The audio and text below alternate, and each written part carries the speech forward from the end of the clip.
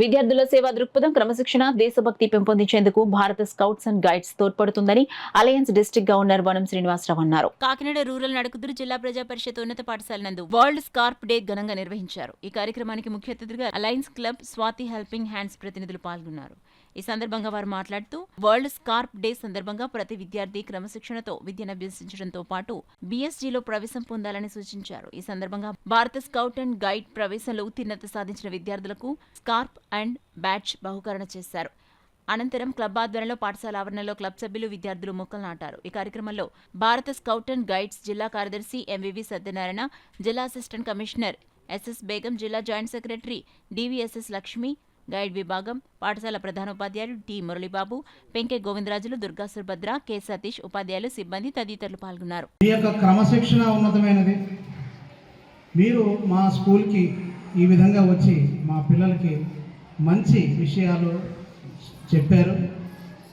చాలా సంతోషం సార్, సంతోషం మేడం గారు. ఇక్కడ మీ ఎదురుగుండా కూర్చున్న ఈ సీట్స్లో కూర్చున్న వారు మామూలు వ్యక్తులు కాదు, బాగా చదువుకున్నవాడు, ఎక్కువ ర్యాంక్స్ కలిగిన వాడు, క్రమశిక్షణ కలిగిన వాడు, సమాజానికి ఏదో సేవ చేయాలని ఆశించిన వాడు. మరి అటువంటి ఉన్నతమైన భావాలు గల వీరందరికీ ఇంకోసారి చప్పట్లు కొట్టి మనం అభినందిస్తాం. అంటే ఒకే స్టేజ్ మీద గురువు గారి పక్కన కూర్చోవడం అనేది చాలా తక్కువ ఉంటుంది. నేను కూడా ఆ రోజు చాలా హ్యాపీ ఫీల్ అయ్యాను. అలాగే ప్రతి ఒక్కరు కూడా గురువుని ఎప్పుడు కూడా గౌరవించాలి, ప్రతి ఒక్కరిని గౌరవించాలి. వాళ్ళు ఇచ్చే సూచనలు, సలహాలు ఎప్పుడు మనం పాటిస్తూ ముందుకెళ్ళినప్పుడు అన్ని విషయాల్లో కూడా మనం విజయం సాధిస్తాం. అలాగే తల్లిదండ్రుల మాటలు కూడా ఎప్పుడూ వినాలి. స్కూల్లో నుంచి చెప్పు టీచర్స్ తోటి, ఇంటికి వెళ్ళిన తర్వాత తల్లిదండ్రులతోటి ప్రతి విషయాన్ని షేర్ చేసుకోవాలి.